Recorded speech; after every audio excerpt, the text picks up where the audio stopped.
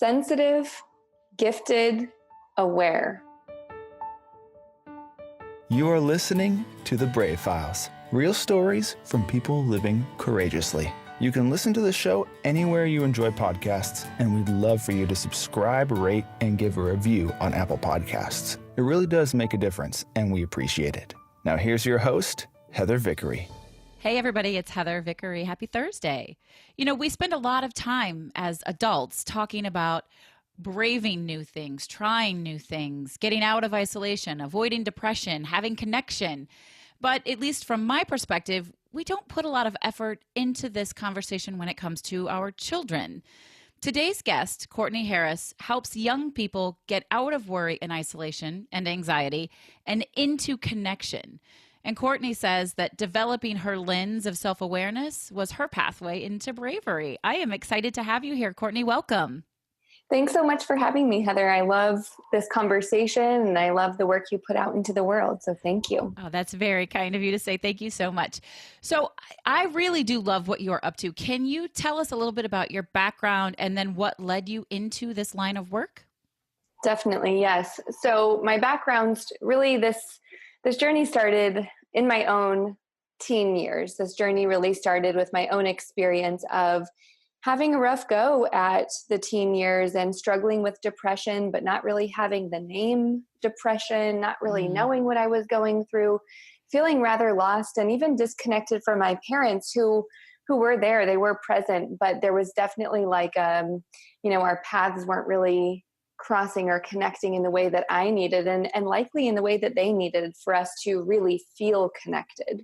Right. And, so that's the starting ground. But as far as my professional journey, I've spent 10 years in the classroom as an educator. So I've been a special education English teacher, and I also taught social and emotional learning, which I say is AKA the how to be human class that we all need. We all need it. And so it's interesting you say that. When you say social and emotional learning, I want to know, A, what you mean by that, and B, did you teach that just within special ed or was that outside of that?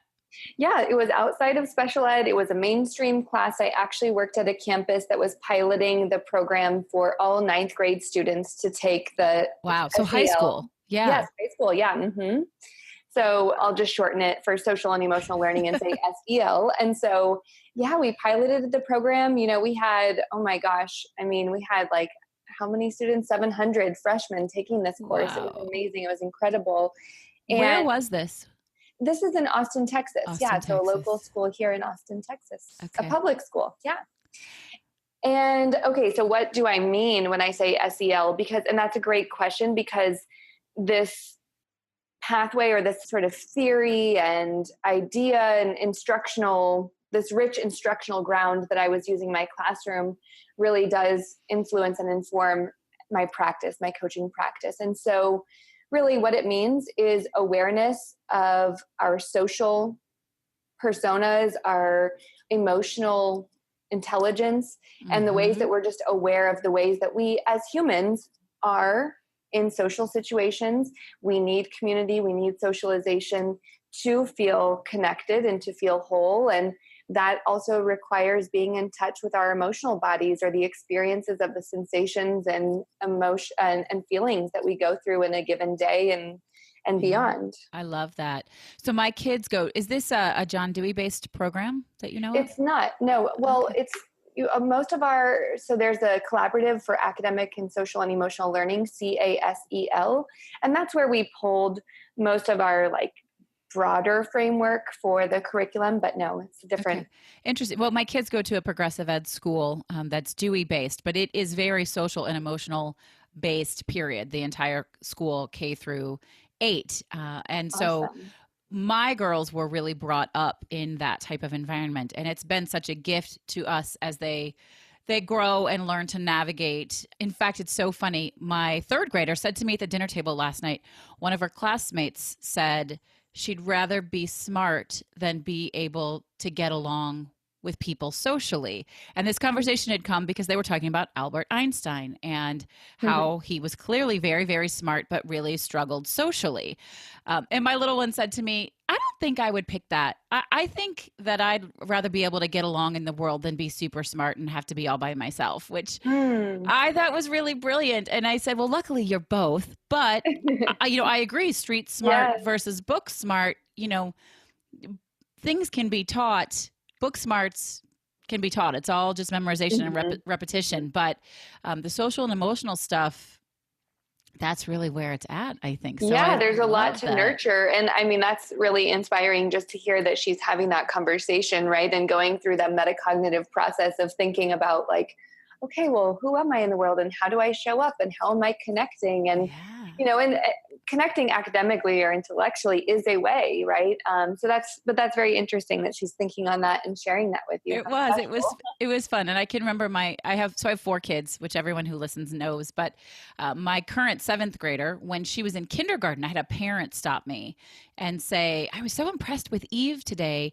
She didn't like something that was happening around her socially. And she said, I just want to stop you and tell you that I don't like the way it feels when you do that. I'm uncomfortable when you say that. Could you not say that around me? Yes. And her friends went, oh yeah, okay, that's fine. But the mom was like, wow, like what kindergartner can do that? And I'm like, that's totally the school. And also this child's very in touch with her emotions, but that's awesome. So important. Isn't it fun? Yes. I love that. I mean, and she had the language, right? She had the tool of language that even if we don't know exactly what to say or how to say it, as far as like, we don't maybe know why it's making us uncomfortable. We're not sure exactly what, something that's happening around us may be rubbing us the wrong way. But to be able to just have the tool of a few words that put a pause there, it's really powerful. So that's exciting. Thank you. And so you're doing this work with teenagers, which I think is super important, although I'd love to see us tap in at a younger age and sort of build a community of kids, a generation of kids that grow up tapping into this. Yes.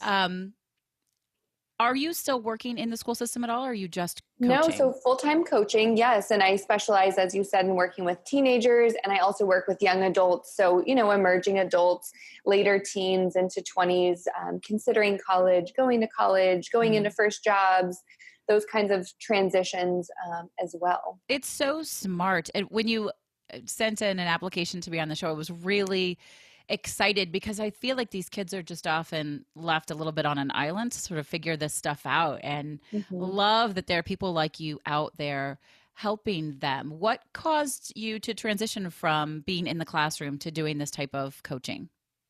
Well, that's a really good question. And it's a 2-pronged answer. So the one part, which is kind of, the looking into my brave journey, I would say, is recognizing over those 10 years of being in the classroom, I would say probably starting at year 6 to 7, I started to realize that there were some aspects of the teaching life that were not fully in alignment with my needs and my personality. So I'm highly sensitive person, introvert, empathetic, so I have all of these kinds of, or empathic. And so I have all these character traits that made it quite challenging for me to be in a classroom situation where I have 175 students and the number of transitions in a day is so many. And so there was this recognizing that there were some parts that weren't fitting. And over that, so I said from year 6 to 7 is when that started to hit me. And so over those 3 to 4 years, I was really staying aware of what parts of this do I love? What parts of this resonate with me? What parts of this help me develop my gifts, and help me to really be the best version of myself. And so over those years, I recognized that it was the one-on-one and the small group situations. It was the creating classroom community and really co-creating.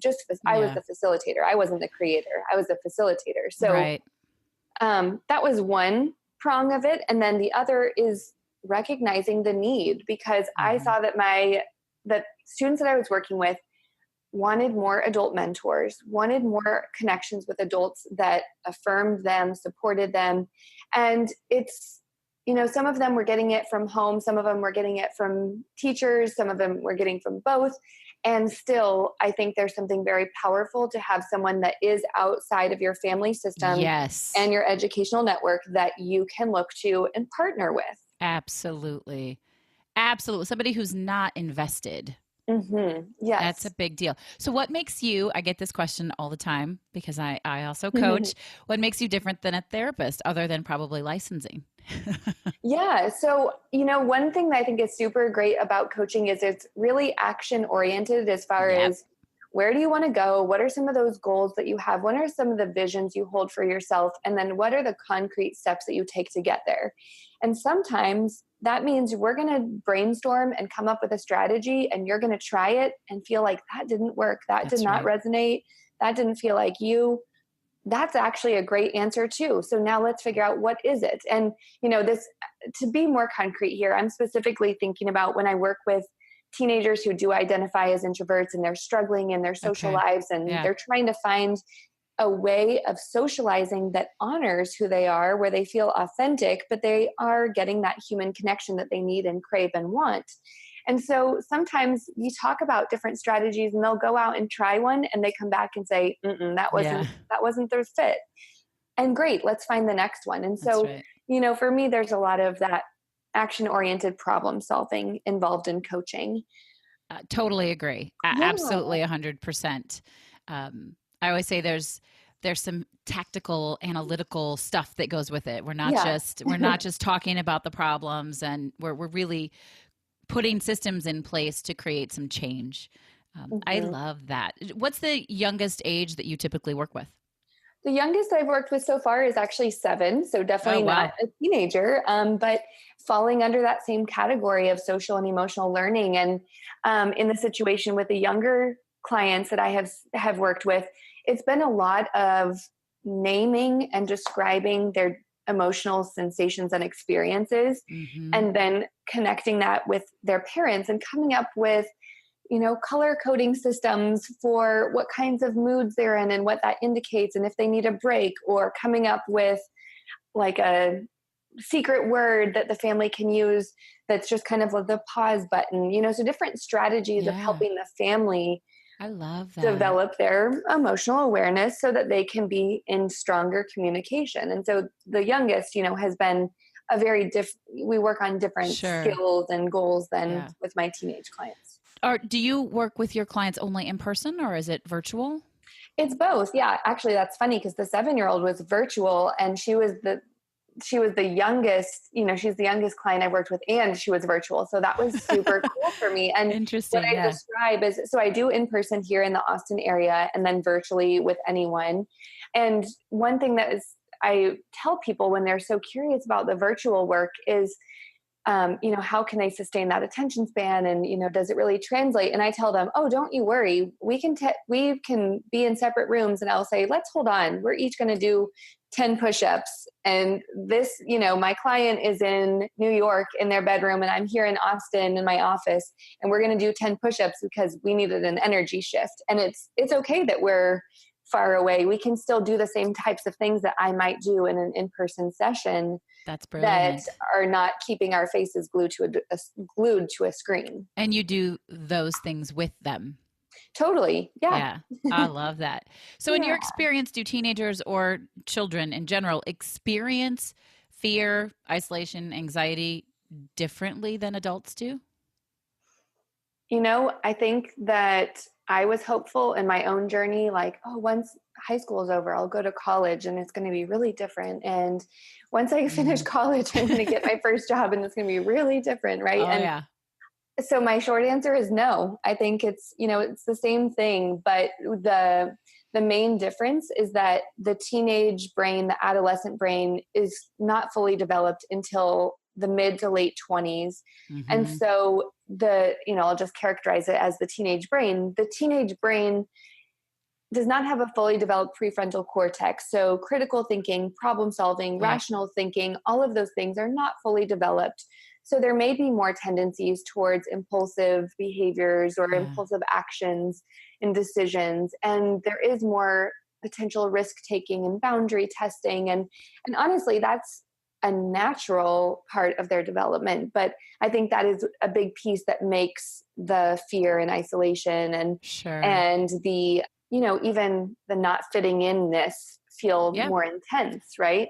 Absolutely. So what I'm hearing you say is they deal with it differently. They maybe don't experience it differently, but how they process it Well said. Yes. Is differently. Yes. Yeah. It's really interesting to hear you say that, though. I've noticed, I mean, I tend to coach professionals, whether they're entrepreneurs or not, who have been in the workforce for a while and are already on some level successful and just ready to sort of push things to the next level. The handful of times that I've worked with younger people, and when I say that, I do mean in their 20s, maybe even late 20s, I always characterize them as saying that their give a shit is just still too high to do this kind of work. Because there's something about growing up, about aging, that you do learn from your life experiences that it just doesn't all matter that much. Totally. And what I love that you've said is you've put the science behind that. And of course I should be smart enough to have known that, to say their brains are not developed enough at that point to truly know that it doesn't matter that much, because to them it really matters that much. Absolutely. Absolutely. And a big part of that brain development is the looking outside of oneself to see, like, okay, well, what's going on out here? What's the norm? How are people functioning? What are people doing? What's the expectation, the role? And, taking that in, cataloging it, and then also checking in with themselves, right? There's so many layers and complexities that the adolescent brain is taking in and assessing. And so, like you're saying, when we reach our 30s, and I actually just wrote an article about this, it was about 15 ways I've said yes in my life. And it all started with how a friend wrote me a card when I turned 30 that said, welcome to the time when you give less F's. Sorry. I love that. Oh no, you could say it. It's like, here's the decade of giving less fucks and being like, here's who I am. This is, where I am. I'm not checking in. And it's not to the place where we don't care about what's happening around us. Of course not. We have much less pressure and expectation. So you're totally getting it, with this adolescent brain that carries up until our late 20s. And so this is, and that comes up in my work with clients as well, is just how can we balance some of that looking outside and that social mind with what is my internal compass and internal voice? That's great. This is amazing work. We're going to share the link to that that blog post in the show notes. And awesome. I personally can't wait to read it. And I love that you titled it Saying Yes. We spend so much time, because we're all yesers. Not all of us, but most of us are yesers, and we're learning to say no. And saying no is important. But one of my very, very favorite books is Shonda Rhimes' Year of Yes. And this idea, love it so much. Yeah, right. This idea that when you say no to one thing, you're saying yes to another. And I have really worked with myself, with my kids, and with my clients to reframe, to always come from the positive instead of the negative. So instead of what do I want to say no to, what do I want to say yes to? And as a result, I'm saying no to something that doesn't fit. Absolutely. And sometimes the saying yes they're not always like beautiful or perfect, or, it comes with a lot of challenges, or sometimes saying yes is like acknowledging one of the more like shadow or darker parts of ourselves, but to be able to say yes and acknowledge that part is a step forward in growing our lives with intention. Absolutely. So you say that you help parents find kind but firm methods for leading their children and their teens. And I want to know what does that mean? Can you give us some examples? Totally. So I come from the positive discipline training. And so as a positive discipline parent educator, I do draw a lot from their curriculum, and that those words, firm but kind, come from Jane Nelson of Positive Discipline. And really what it's about is, if we had three different, I'll take back that example. Okay. So what it's really about is saying, as a parent, there are structure and there are boundaries. And within those, or as you develop those, there's so much room to be in partnership and to be mutually creating family life with your young people, with your teens, with your children. Instead of building it and demanding their participation. Exactly. So it's a massive invitation to having family meetings, to making agreements together, to creating these structures in your family that involve the whole family. And it's where the parenting is not being done to the child, but the parent is parenting and the kid is kidding, and you're doing them together. And there's crossover and teamwork. And it definitely doesn't take away from the role of parenting. It just is a different philosophy behind what that parenting looks like. I think it's great. And I'm sitting here racking my brain, going through like, what of those things do I do? Where can I personally improve? I really do try to honor their voices and give them as much choice as possible. And when they lose their little minds in the morning, like, okay, wait, what could I have done differently to make that easier? Because this is hard for them. If it's hard for me, it's clearly hard for them. We're all struggling. But of course I fail 1,000 times a day, like every other parent does. But every human, yes. Yeah, right. But I love what you're doing there. And I just think that's the kind of work, and starting when they're younger, that's developing a more in touch, a more aware generation of people that will lead us into a society that will be so much more pleasant to live in. Definitely. Yeah, that resonates so much. And that is what positive discipline intends, right? It intends to create partnership and to really, even though the words social and emotional learning are not really used in the curriculum that I've seen, it's totally what it is, right? It's like modeling for our young people ways that they can speak up for themselves and advocate and learn what to say yes to and no to, and feel empowered and have agency. Agency is a word I use a lot, that, you know, you're an agent of change in your life as a young person, in your family life, you know, as a member of the family system, in your school, in your neighborhood, etc. And it's this parenting system really helps parents to create that space in a safe and also nurturing way for their kids to step into that. I love that word, agency. It's valuable, and to that lesson. So again, my kids have sort of grown up in this space. And when my oldest transitioned out of her private progressive ed school and into our public middle school, one of the first things that happened, the first couple of days of school, and she was in 7th grade, the teacher said to their class, you know, this year we're really going to work with you to self-advocate. But I think most of you don't know what that is. We haven't talked about that yet. Who here knows what it means to self-advocate? And my kiddo was the only one out of hundreds to raise her hand. And was like, wow. Like I by the time you're in 7th grade, this is important to know. It is important to know that you have a voice that matters and that you can be a active participant in how your life is going to play out instead of a passive participant in it. Absolutely. Yes. Wow. Yes. I think it's great. Can you tell me what has been the most difficult struggle for you in this line of work? Well, I'd say that my struggle, you know, like a lot of people I think can probably take this lens, my struggle is something that has also been a gift for me. And when you read my blog, you'll see that I talk about this, but my anxiety is one of my struggles. You know, I am a person that has dealt with anxiety for years. Again, like I said, in my teenage years, I had anxiety that turned into depression, but I didn't really even have those names for it. And I wasn't in an empowered place. And so anxiety has been a part of my entire adult life. And sometimes that anxiety, you know, shows up in a way where I'm just overwhelmed. And so becoming friends with my anxiety and channeling this anxiety into my work as a gift, as a way of saying like, okay, well, I'm aware.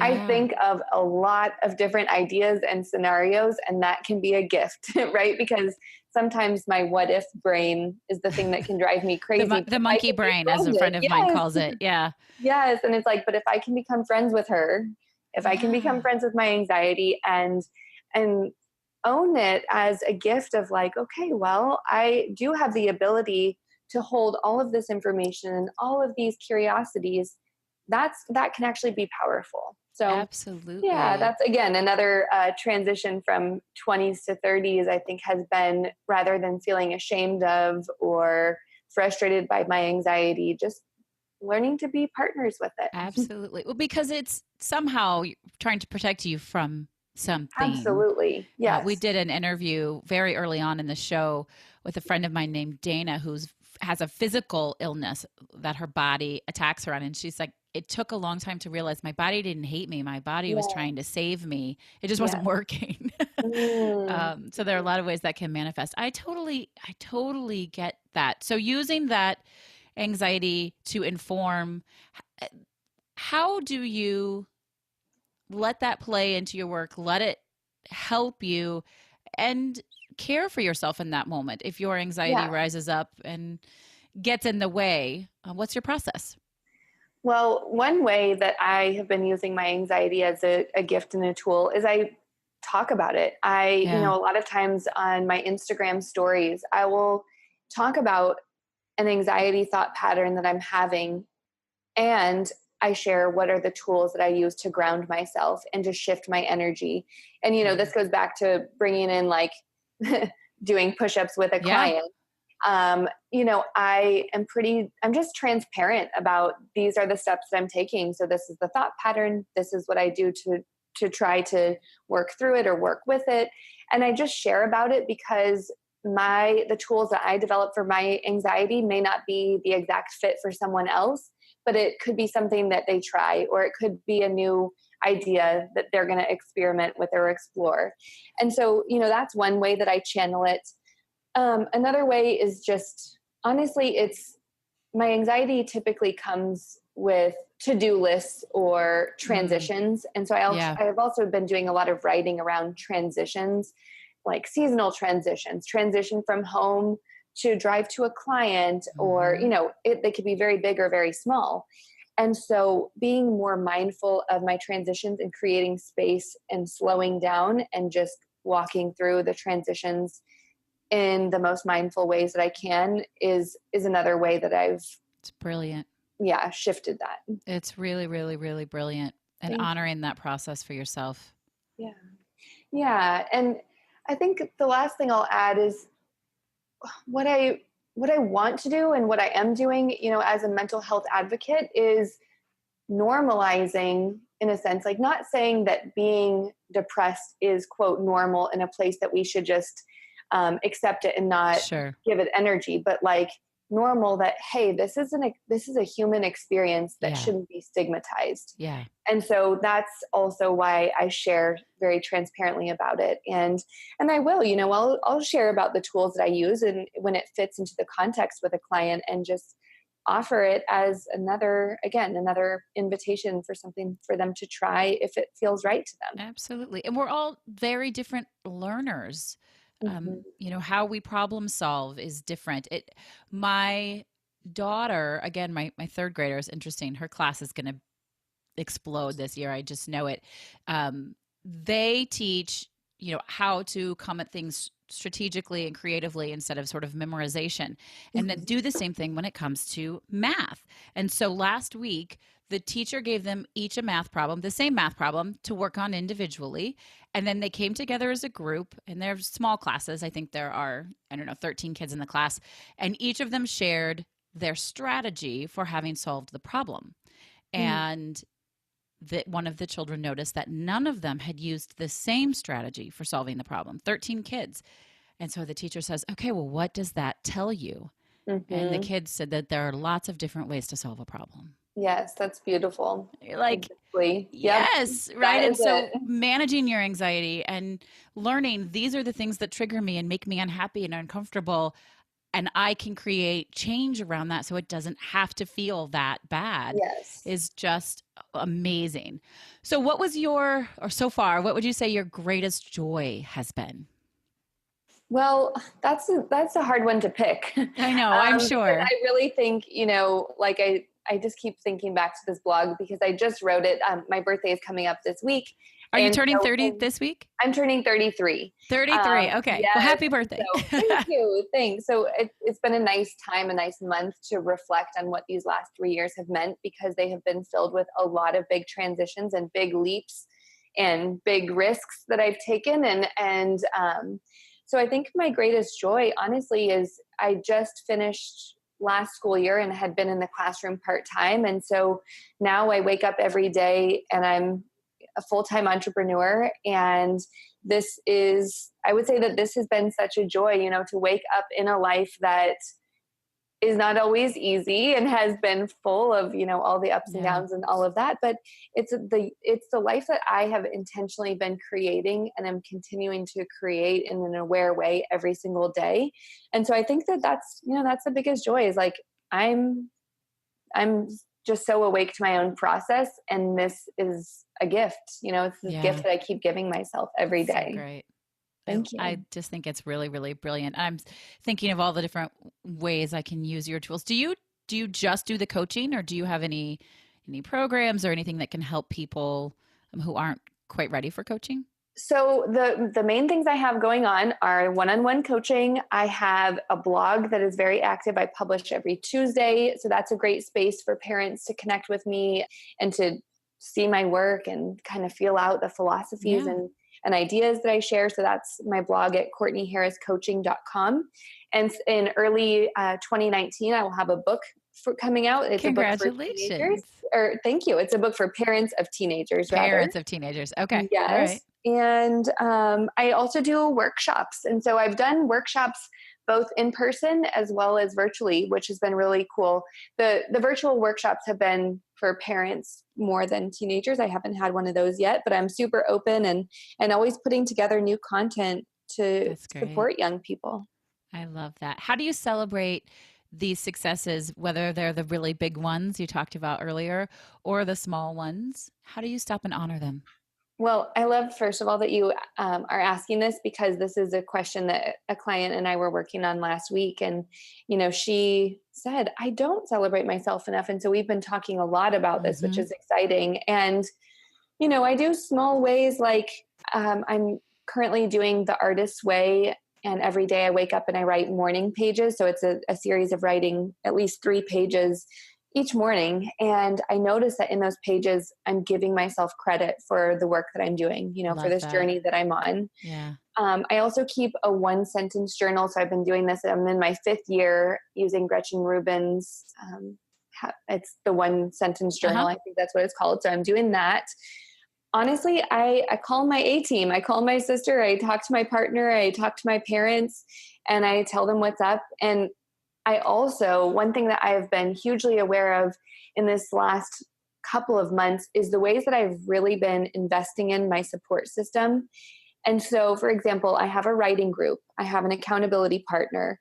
I participate in different women's business groups. So I have this like really broad, depending on what I'm celebrating or what challenge I'm facing, I know who I can go to pretty much all of the time.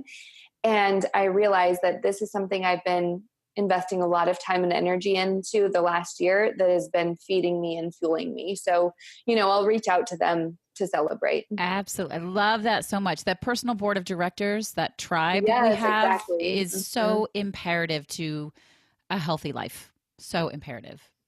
Truly. Yes. Love it. I've decided I used to listen back to these episodes and go, I love that too much. And I know, I was like, oh, I say that too much. I should stop saying that. And I kind of I posted about it on Facebook, and a woman said, well, just honor it and let it be your catchphrase. And I was like, I love the reframe on that. So yes, I love it. That's fantastic. So as we come to the close of the episode, which I kind of hate to do because I think you and I could talk for a very long time. I agree. I would love to know what your favorite charitable organization is to support.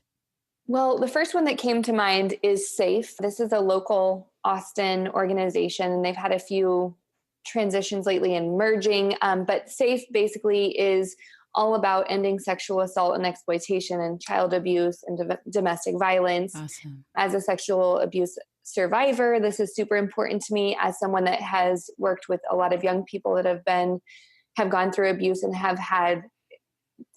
they felt so supported by the programs that SAFE offers. I am just a huge advocate for them. Love what they do. Yeah. Wonderful. Thank you for sharing that with us. It's incredibly important work. Finally starting to get some traction. Yes. I think nationally that this is a much bigger problem than most people realized, and that absolutely children and adults who were abused as children have been hiding that, and it's informing their life. So thank you so much for sharing that. As always, you guys go out, check them out. If you're in the Austin area and you can give your time or your resources, please do so. If not, share them, check out their Facebook page, whatever it is. We're building stronger communities together, and we need your support to do that. Courtney, could you share your 3 words with us one more time? Yes. So my 3 words are sensitive, gifted, and aware. Those are really lovely words, and they're words that we haven't had yet on the show, which is cool. Kind of fun. Talk to me a little bit about sensitive. Yeah, so sensitive really came into play for me starting in 2017 as far as a tool for me. So growing up, I would definitely hear so often, "Oh, you're so sensitive," or even worse, "You're too sensitive." Yeah, I have one of those. Yes, totally. And so when I decided that I wanted to start transforming my journey from being a teacher to something else, I took this time of discernment, and I took a job that I would consider sort of the buying time job. It was something I was doing to pay the rent while I went into this personal journey of exploration. And in this job, it actually turned out to be a pretty traumatic experience for me. And I was told over and over that my sensitivity was problematic. And that was when I decided, no, I'm going to harness this, and this is going to be my gift. And so I actually launched a blog at that time called Delicate, Sensitive, and Gifted, because I know that my sensitivity, my awareness of what's happening around me is actually my gift, that I can be in tune with the energy of a room or pick up on the fact that someone around me may not be doing well or is feeling off today. And that my sensitivity to just myself and to the world is really something that allows me a certain kind of insight that I want to celebrate and not think of as a hindrance. Honoring that EQ, right? Over the IQ. Yes, exactly. Yeah, yes. That's fantastic. Thank you. Courtney, this was great. I loved having you on the show. You know, I've said this many times before, and if you guys keep listening, you're going to hear it again, but our children are the most important thing. They are our future. We can't sit back and passively let things happen to them. We have to empower or help them get empowered, figure out how to empower themselves and be informed. We have to give them the tools required to lead healthier, happier, and smarter lives. And Courtney, you are on the ground doing that work. Thank you so, so much for being here with us. Oh, thank you so much. I really, really appreciate you, Heather. Thanks so much. Okay, you guys, that is it for today. I am excited to share next week's episode with you, so make sure you stay tuned every Thursday morning. I am grateful that you're here on this journey with me. This is Heather Vickery reminding you, as always, to choose bravely. The Brave Files is proudly supported by Audible. If you enjoy listening to podcasts, you're sure to love listening to your favorite books on Audible. Get your free 30-day trial, complete with a credit for a free audiobook download today, simply by visiting audibletrial.com/thebravefiles. Again, that's visiting audibletrial.com/thebravefiles. The Brave Files is proudly supported by Lost Format Apparel, a socially conscious clothing company. You already know that homelessness is a huge problem. Over 500,000 Americans are living without shelter and millions more without consistent access to everyday basics. My friends at Lost Format know that solving homelessness is a much larger problem than any one company or person can solve on their own.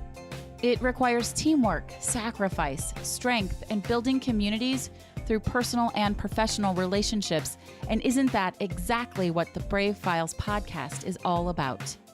That's why I'm proud to say that the Brave Files has partnered with Lost Format, and together we're working to change the face of consumerism in addressing homelessness.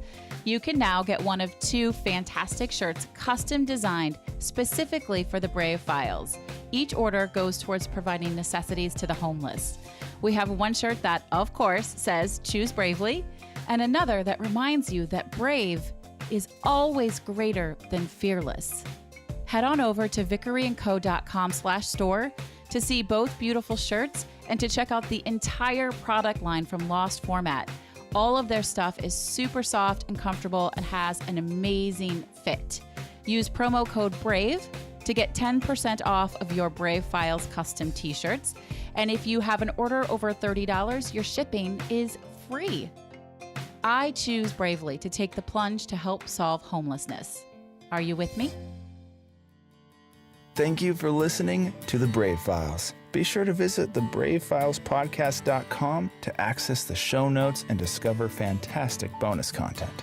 Music composed and produced by Matt Lewis of Union Music, LLC.